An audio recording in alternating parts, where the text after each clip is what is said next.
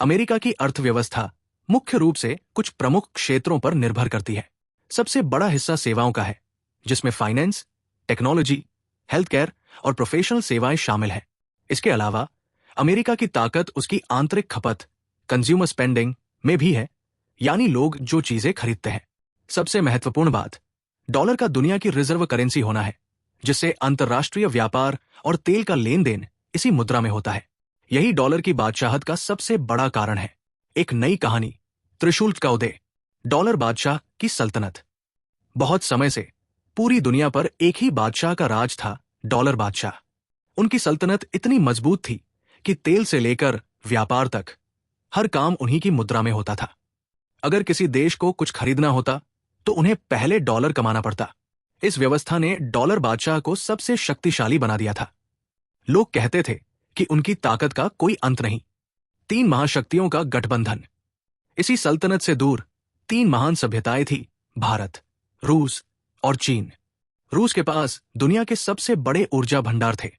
चीन के पास दुनिया की सबसे बड़ी निर्माण क्षमता थी। लेकिन भारत के पास था सबसे बड़ा ज्ञान, सबसे पुरानी सभ्यता का अनुभव और सबसे युवा दिमागों का जोश।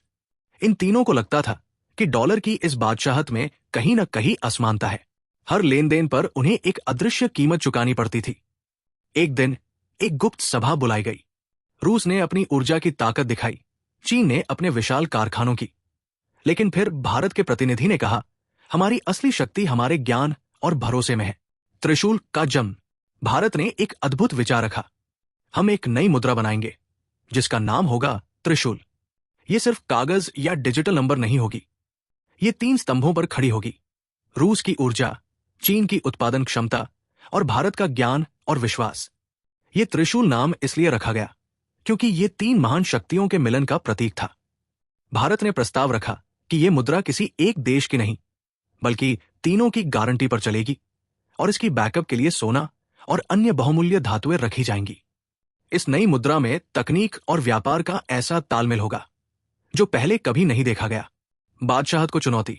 जब दुनिया को त्रिशूल के बारे में पता चला तो शुरुआत में डॉलर बादशाह हंसे।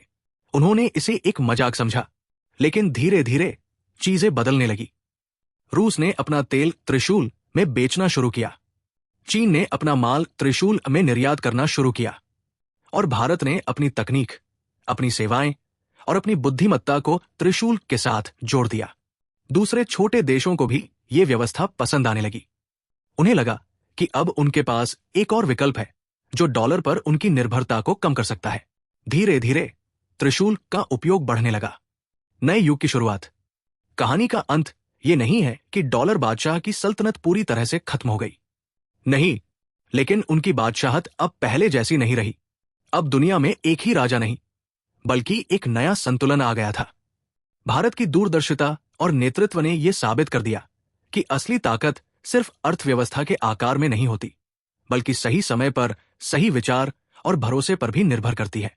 त्रिशूल के उदय ने दुनिया को दिखाया कि सहयोग और समानता से एक नई आर्थिक व्यवस्था बनाना संभव है।